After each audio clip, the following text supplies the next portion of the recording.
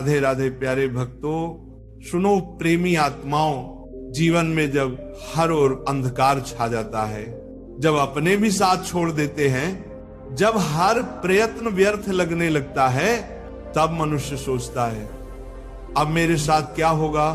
पर सज्जनों, याद रखना, ईश्वर कभी अन्याय नहीं करते।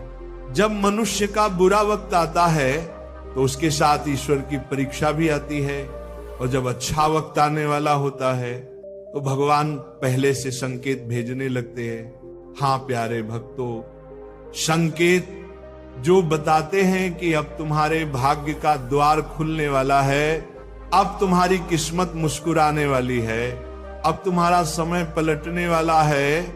आइए जानते हैं वे 7 संकेत जो बताते हैं कि भगवान तुम्हारे जीवन में शुभ परिवर्तन लाने वाले हैं। पहला संकेत, ब्रह्म मुहूर्त में नींद खुलना। भजन प्रेमियों, अगर हाल ही में आपकी नींद अपने आप ब्रह्म मुहूर्त में खुलने लगी है, सुबह 3 से 5 के बीच, तो ये बहुत बड़ा संकेत है।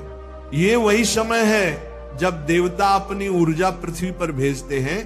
जब आपकी आंख इस समय खुलने लगे तो समझ लेना ईश्वर स्वयं तुम्हें बुला रहे हैं, कह रहे हैं उठो मेरे बच्चे, अब तुम्हारे जीवन में नया अध्याय लिखने का समय आ गया है। दूसरा संकेत, बिना कारण प्रसन्न होना। कभी कभी ऐसा होता है ना बेटा कि बिना किसी कारण अचानक मन बहुत प्रसन्न हो जाता है, मन नाचने लगता है, हृदय हल्का महसूस होता है। तब जान लेना ये कोई साधारण बात नहीं है, ये ईश्वर का आंतरिक संकेत है। जब आत्मा ईश्वर के स्पर्श को अनुभव करती है तो मन अपने आप प्रफुल्लित हो उठता है। इसलिए यदि ऐसा हो रहा है तो समझ लेना प्रभु तुम्हारे द्वार पर आ चुके हैं। तीसरा संकेत, गौ माता और पक्षियों का आगमन। प्रेमी आत्माओं, यदि आपके घर के आसपास गौ माता बार बार आ रही हैं या पक्षी आपके आंगन में घोंसले बनाने लगे हैं, तो ये बहुत ही शुभ संकेत है। गाय में स्वयं देवत्व का वास है और पक्षियों की चहचहाहट ईश्वर की प्रसन्नता का प्रतीक है। जब सृष्टि के ये प्राणी आपके घर में आने लगे तो जान लो अब ईश्वर ने आपके द्वार लक्ष्मी को भेजने की तैयारी कर दी है। चौथा संकेत, शिशुओं की मुस्कान। सज्जनों, शास्त्र कहते हैं बालक मुख में भगवान का वास होता है। यदि कोई शिशु आपको देखकर अचानक मुस्कुरा देता है या आपकी ओर देखकर हाथ जोड़ता है तो समझ लेना ईश्वर तुम्हें अपने माध्यम से आशीर्वाद दे रहे हैं। ये संकेत है कि तुम्हारे कर्मों का भार हल्का हुआ है, अब तुम्हारे जीवन में आनंद आने वाला है। पांचवा संकेत, स्वप्न में पवित्र ध्वनियां सुनना।